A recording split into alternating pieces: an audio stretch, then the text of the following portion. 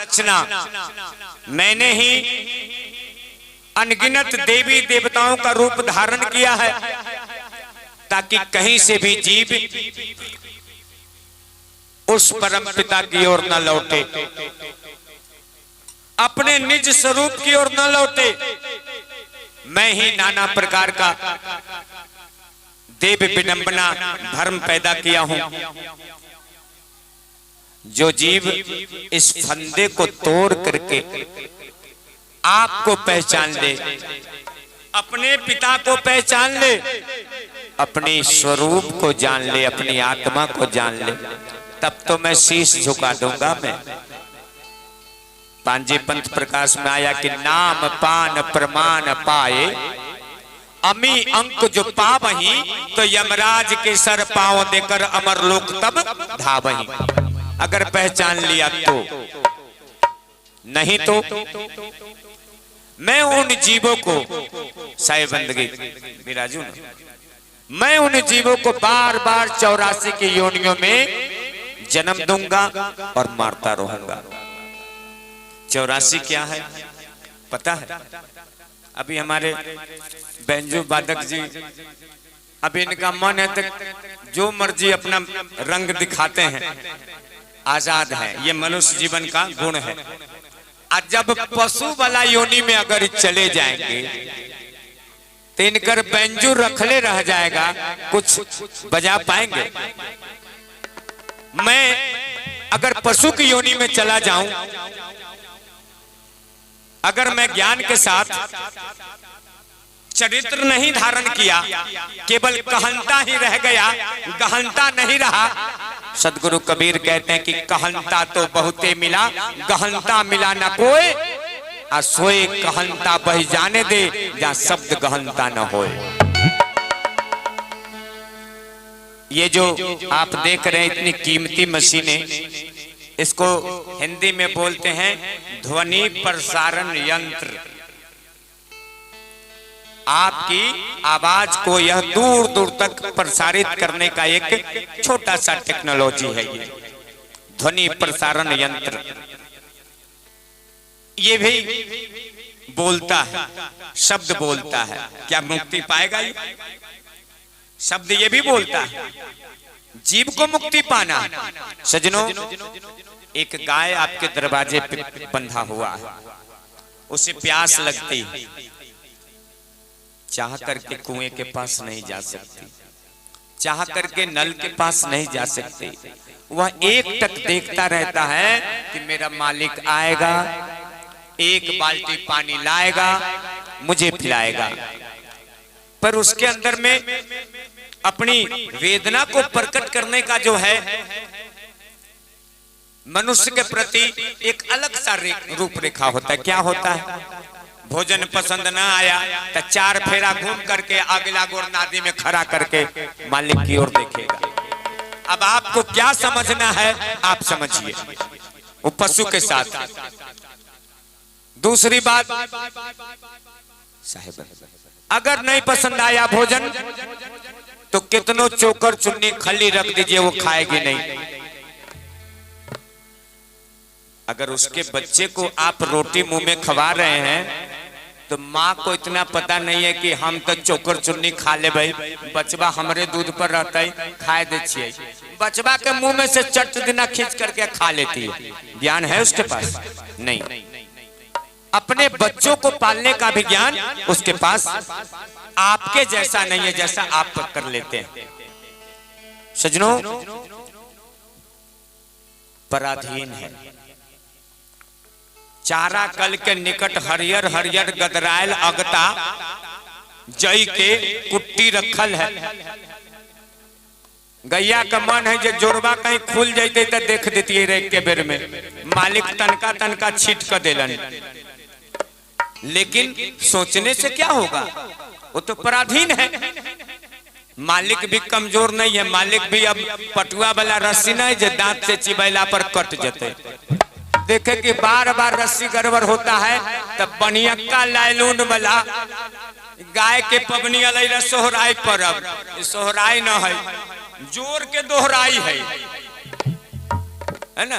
उसमें क्या है? मवेशियों को जितना मजबूत रस्सी से बांधने का वो पबनी हो गया है कि वो ऐसा बांधा जब खुलते तो इन्होंने भाग न पते। उसमें भी कई जगह गौशाला में क्या देखा गया, चैन जंजीर वाला वो रख दिया है। वो लैलून वाला को तो गैया चबा करके ट्राई भी करके जे कहूं कट जाए, 10 दिन चिबाइते चिबाइते 11वां दिन ओकरा झंझरी कर देलक, कट गेबे कैल। लोहा वाला से तो घोड़ा के जना लगाम लागल रही तैसे लग गए। पराधीन कुछ भी नहीं चलता उसका। किसान जब दे तो खाए। आपको भी उस बैल और गाय के जगह अपने आप को बांध करके अपनी पत्नी, अपने पुत्र, अपने सगे संबंधियों से मोहताज रहिए कि वो देते ही तक खाए। बर्दाश्त होगा? जब एक रत्ती शिखर गुटखा पान पराग के लिए बर्दाश्त नहीं होता है, उठ करके दुकान पर चल जाते हैं। यहो न सत्संग में से उठ के भी लोग चल जाता है, तो फिर भोजन पर और कौन कहे। और वहां तो बेचारा पशु जो है भोजने के लिए पराधीन है। जब पेट भरने की बात पर इतना वह बंदिश में पड़ा हुआ है, भजन उससे होगा? आप अपने आप को किसी के अधीन रख दीजिए। हाँ, हमारे नवयुवक जो है दिल्ली पंजाब जाते हैं, यहाँ माए बाबू के बात जहर लागल। बाबूजी कहेंगे कि बउआ आलू बिग रही छो, बड़का बड़का डेफा दे दिल कह, खेत तैयार कर जन न मिले छे तो चलो हम लगा देबो, तू कोदारी चलई है। कहते जे बाबू अभी न फाइनल है मैच, फरियाद हो तो ओकरा बाद काम देखबो। ताले आरी वाला खेत जोड़ दिल के एकर प्रति ये रह गए। दशा ये है, माता पिता की बात अच्छी नहीं लगती, लेकिन वही लड़का जब दिल्ली पंजाब चला जाता है तो अब पीछे घूम कर देखिए तो जान तब बाबूजी कहतन जे गेला रा बास न भेलो, गांव के दोस्तबा से कह जे किरे। अब बेचारा जो है दुविधा में पड़ा हुआ है कि रही छी तो कमाइल न जाइए, आ जाई छी तो बिन कमाइले मुंह कैसे दिखाए। जिसकी शादी हो गई है उतर श्रीमती के दबाव में वहां जे न करे के से करबे करतन। बाबू के परवाह न है, माई के परवाह न है, लेकिन महारानी जी के प्रभाव में वहां उनका फोरमैन के गाली और सुपरवाइजर के गाली सुने के पड़तई, लेकिन बाबूजी के गाली खराब रहा। और वहां जो न कहना वो कर्मचारी सब कहता है कंपनी में। बच्चा वहां टिकता है अपने से रोटी बना करके। की कहूँ, एगो लड़का हमरो प्यारा सा मिलल, ओकरा देखली, माता पिता कहे कि बउआ तनाई भोजन बना लो, तो कहा कि ठीक है। तो आटा तो साना, आटा सान करके गिले साना ढेर परथन में लबेर करके किसी प्रकार से लमरा दिया। भारत का नक्शा बना, गोल तो रोटी हुआ नहीं, तवा पर रखा, सीधा नहीं। बाबूजी उसको कहे कि बउआ ई रोटी माए जब टेंट टारा जरल दे छ तो तू आंख लाल पियर करे छ, अपने जे बनैल ह तो खबू। तो उ रोटियाबा को साइड कर दिया, कहा कि पप्पा एक बात कहियो, तो कि पूरी छान दी छी। तो ई कहला हो तो इन अध कच्चू लेखा लगे छो, टेढ़ो रहते भारतों के नक्शा तो खिलते जाबे करते तेल में। ठीक वही हाल किया, छान छोड़ करके जार खोर करके कैसो खाएल है ना। सजनों, माँ बाप के गोद में पुत्र आजाद है, पर इसकी आजादी का मजा वो नहीं ले पाता है। गुरु के चरण में ये जीवन आजाद है, पर इस आजादी की कीमत को नहीं समझता है और अपने आप को अज्ञान अविद्या का दास बना रखा है। जब सत्संग में आएंगे, परमात्मा कौन है, प्रभु कौन है, इस रहस्य को जब जानेंगे, काल ने कैसे जाल फैलाया है, नाना प्रकार का देवी विडंबना, देवी देवता। परमात्मा का विरोध नहीं है, परमात्मा का ही प्रचार है सत्संग में, किंतु परमात्मा के नाम पे अनेक देवी देवताओं की ऐसी कपोल कल्पना रचना की गई है। कबीर साहब कहते हैं कि माटी के करी देवा देवी, माटी के करी देवा देवी, जो माटी का देवी देवता बनाता है ना, ता पर जीव बलि दैया जी, आ जो तोहरे को साचा देव त खेत चरत काहे न लैया जी। माटी का देवी देवता को भूख लगता है तो आप बलि चढ़ा करके उसको बकरा खसी सब खिलाते हैं, जब एकरा भूख लग रही है, खून पिए छी। कबीर साहब कहते हैं कि तनी ई बताइए, आप भी विचार कीजिएगा, पक्ष नहीं निष्पक्ष, कि देवता पहले बना कि माल जाल पहले बना? अरे सृष्टि बनाने वाला पहले, तो जब वो पहले बना तो कर भूख के उपाय भी पहले हो गए हुए। खसी बकरी बाद में पैदा हुआ, ताले लाउ भूखले रहे। कबीर साहब कहते हैं कि जो तोहरे को साचा देव तक खेत चरत काहे न ले जा जी। जब ओकरा भूख लगल देवी देवता के, खूने बोकरा का पिए के मन रहे, तो ई पटगर पटगर ले लगाई जे गहूम के कलौजी चढ़ई छै, तखनी ओकरा मरमरा करके खून न पी लेते। और छोरा खसी गाय बैल गधा बोतू घोड़ा ई सब जे चढ़ैया तो एकरो खा लेते। ई आदमी काट कर दिलक तब खैलक। तो आदमी के पैदा जब प्रकृति किया तो जाले आदमी पैदा न रहे ताले देवता भूखले रहे तोरा बहने। अंधविश्वास आप भूले हुए हैं। आप यह सोचते कि पूर्वज से हो तलई है, तो इसी चक्कर में आपका जन्म बीत रहा है। सज्जनों, विवेक, अपना ज्ञान, इसका सदुपयोग करने की जरूरत है। आपने देखा है काली पूजा में कि काली जी को क्या चढ़ता है? जिंदा खसी या पाठी। आ जौरे जौरे लोग बरहमा जोगी बाबा के पूजे छै, ओकरा कथी दै छै जाने छो? माटी के घोड़ा। देखे है ना कितना घोर, तो गांजा पिए वाला 4 गो चिली मैसन गोर, गिलास ऐसन पेट, आ एक औरी के लंगड़ी खड़ा रहल, आ बीच में ओकरा बैंक लेखा छेद रहे छै। तो ई कथी है? तो ब्रह्म बाबा के घोड़ा है। अब आप विचार कीजिए, ये पक्षपात देवी देवता में चढ़ाने वाला कर रहा है कि देवी देवता बुर्बक है? काली माई जिंदा खोजलन, ब्रह्म बाबा माटी वाला खोजलन। ई दुनेती वाला बात। काली माई को आप जिंदा बकरी चढ़ाए, अब ब्रह्म बाबा, तो ब्रह्म बाबा जब माटी के घोड़ा से मान गए तो काली माई नहीं मान सकते थे। इसका मतलब है कि कहीं ना कहीं घोटाला है, कहीं ना कहीं धर्म के नाम पे नाटक और अविद्या का नंगा नाच चल रहा है। अज्ञानी जन नहीं जानेंगे, पढ़े लिखे लोग तो कम से कम समझे। तो सज्जनों, जिब्या खसी के मांस खाने का आदि हो गया तो देवी मांसाहारी हो गई। अब ब्रह्म बाबा तो साधु जोगी बाबा है, घोड़ा पर चढ़ल, लगाम धैले, ना आगे जाइए ना पीछे जाइए। वो मांस खथिन तो पछतई, तो उनका घोड़ा के बदला एगो तन्नी को घोड़ा के बच्चा माटी वाला चढ़ा देला। सज्जनों, हमारे हिंदू समाज में घोड़ा का मांस खाने का परंपरा नहीं है, इसलिए ब्रह्म बाबा को पटिया करके माटी वाला घोड़ा चढ़ा दिया। तो अब आप बताइए कि देवी देवताओं को आपने अपने ज्ञान और अज्ञान, अपने बुरी आदतों के अनुरूप उसकी पूजा किया, न कि ज्ञान पूर्वक। ये सारा अविद्या है।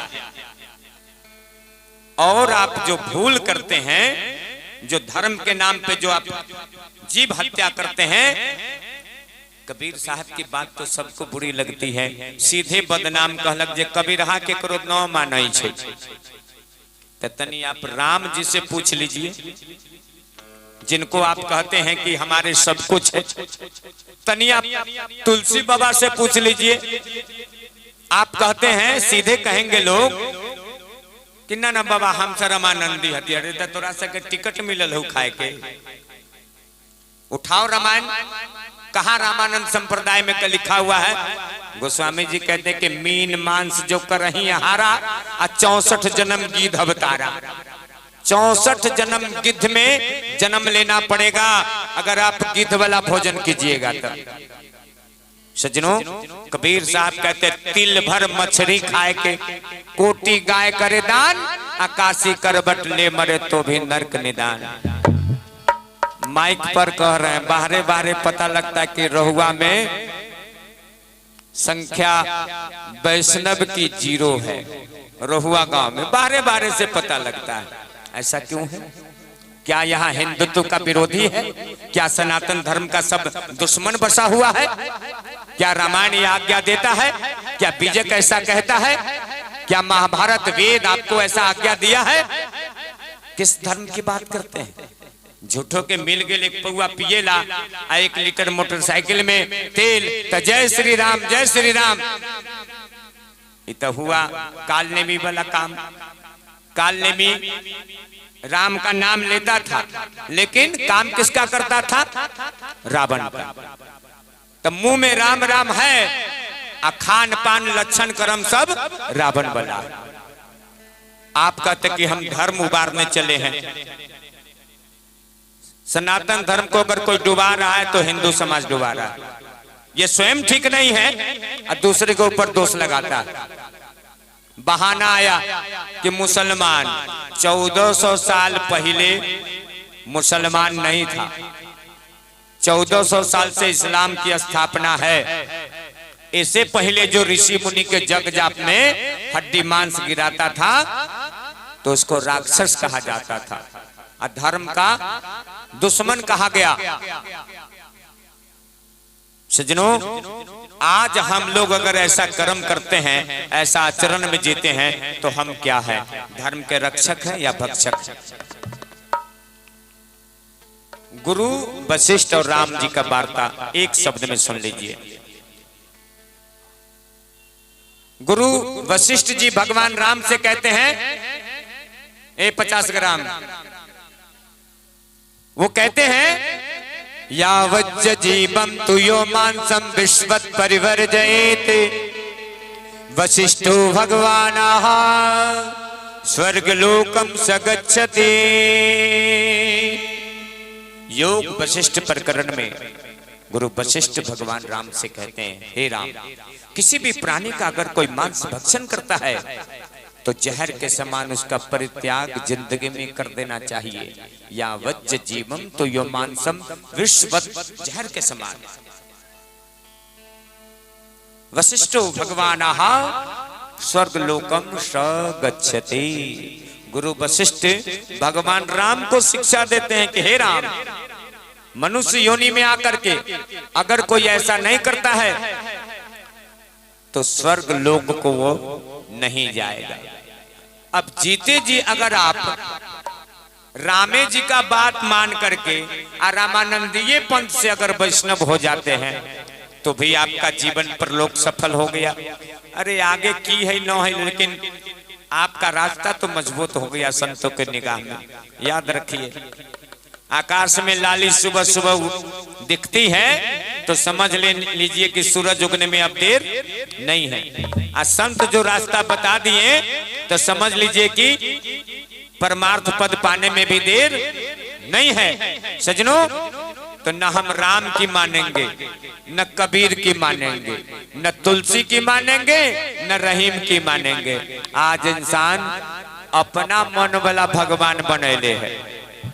भगवान बुद्ध रूप में आकर के कहा कि जला दो ऐसे वेद को जो धर्म के नाम पे अधर्म सिखलाता है, तो सब कहा कि करब वेद जराब कि बुद्ध के जराब? बुद्ध के जरा दो, हमर सबके धंधा खत्म हो जाता। भगवान बुद्ध को कहा कि मेरे घर का भिक्षा के लिए आइए और रास्ता में गड्ढा खन करके ऊपर से मेचान दे करके रोड पर पुआल छीट दिया, महात्मा बुद्ध आए गड्ढा में गिर गए। ऊपर से लहकता हुआ मसाल फेंक दिया कि ताकि जोर के मर जाए। महात्मा बुद्ध सही समय पे अब कैसे गड्ढा में से निकले, कैसे बचे, साहेबंदी सुरते साहेबंदी करो, उन्हें साहेबंदी करो, सुरते साहेब कैसे बच गए वो तो वो जाने, क्योंकि उनको भी भगवान का अर्थात स्वयं सिद्ध थे। साहेबंदी सुरते साहेबंदी उन्हें बैठो आराम से, आरती पूजा होते ही उखनी बंदगी खूब करम। तो सजनों विचार करने की बात है कि भगवान भी धरती पर आकर के जब आपको रास्ता दिया तो आपने अपने अवगुण के अनुरूप भगवान का त्याग कर दिया, महापुरुष की अवहेलना कर दी, पर अपने अवगुण को नहीं छोड़ा। सदगुरु कबीर कहते हैं कि जीव कहता तो है कि अवगुण मेरो साहिबा बख्शो गरीब निवाज, जो मैं पूत कपूत हूं तो ही पिता कहलाए। बाप को धीरा रहा है बेटा कि बाबू हमरा में तो अवगुण भरल हैबे करो, हम गिर जाए या हमर बेइज्जती हो तेकर लाज तोरो हो।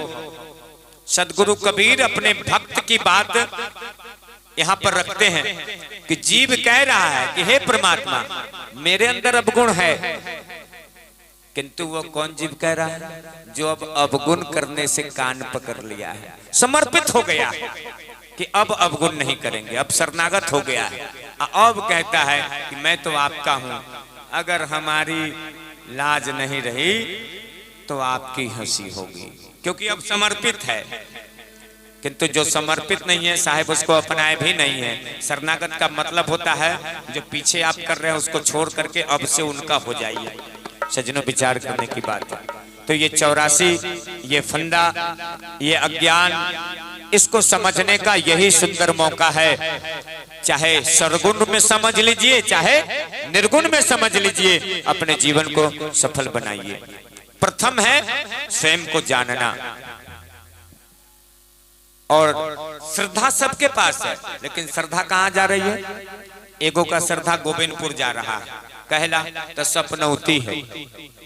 सपना में हवाई जहाज पर चढ़ला कहियो, बिहान भेले खेत भरना धकर टिकट कटा ली तो जो सपना हमरा आयल है नहीं होगा आपसे। सपना में स्पीड दौड़े हैं, कभी सपना में कुत्ता चहट लकई है, सपना में आप राजा बने हैं, सपना में सारा धन खत्म हो गया, सपना में मर भी गए हैं आप, उसका कभी आप जिक्र अपने जीवन में नहीं करते। किंतु एक अवगुण अगर आ गया तो आपने कहा कि सपनौती, क्या कहा जाए। तो अवगुण की ओर जाने के 1000 रास्ते हैं, लेकिन अपनी आत्मा को अवगुण के दलदल से निकालने का एक ही रास्ता है, वह है सत्संग, जिसको आज आप सुन रहे हैं। बार बार आगम निगम कर्म धर्म आत्मा और अनात्मा के विषय में चर्चा कर जानना और निर्णय करके चलना। चाहे देवी देवताओं का